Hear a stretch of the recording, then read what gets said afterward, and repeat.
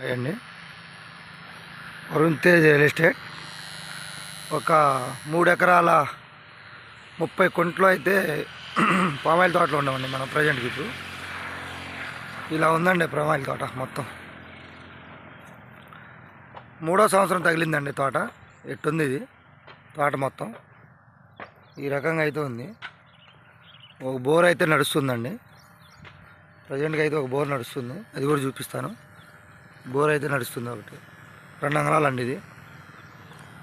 ఒక బోర్ అయితే నడుస్తుంది, తార్ రోడ్ పేసింగ్ ఒక బోర్ నడుస్తుంది. ఈ విధంగా అయితే ఉందండి తోట, ఈ విధంగా ఉంది. మనకి విజయవాడ నుంచి అయితే ఒక 100 కిలోమీటర్ వచ్చిద్దండి విజయవాడ నుంచి. మనకి అదేవిధంగా చూసుకుంటే సత్తుపల్లి నుంచి ఒక 20 కిలోమీటర్ ఉందండి.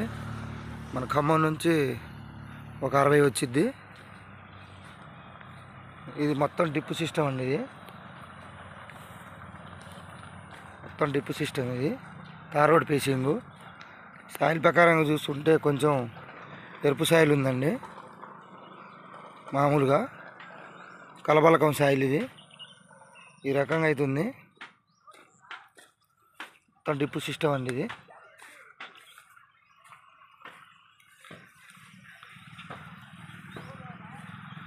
ఈ రకంగా కనబడుతుంది, మనం చూస్తున్నామండి. ఇది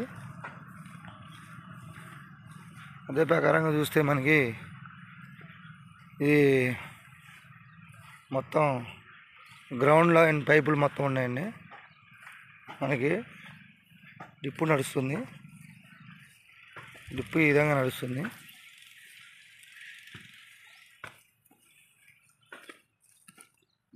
మీరు అమ్మాలన్నా కొనాలన్నా ఈ నెంబర్కి అయితే సంప్రదించవచ్చు. అదేవిధంగా పామాయిల్ తోట ఈ రకంగా ఉందండి. మొత్తం ఈ రకంగా ఉంది పామాయిల్ తోట. తార్ రోడ్ పేసింగ్ అండి ఇది. ఈ రకంగా అయితే పామాయిల్ తోట ఉంది. మనకి విసనపేట నుంచి చూసుకున్నా మనకి ఒక 30 కిలోమీటర్ వచ్చిద్దండి ఇది. నూజివీడు నుంచి చూసుకున్నా మనకి ఒక 50 కిలోమీటర్ అయితే వచ్చిద్ది. తార్ రోడ్ పేసింగ్ అండి ఇది. తార్ రోడ్ కూడా మీకు చూపిస్తాను ఇప్పుడు.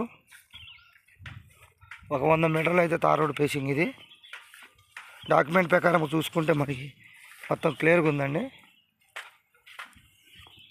ఎంట్రన్స్ గేట్ అండి ఇది, ఎంట్రన్స్ గేట్ ఇది.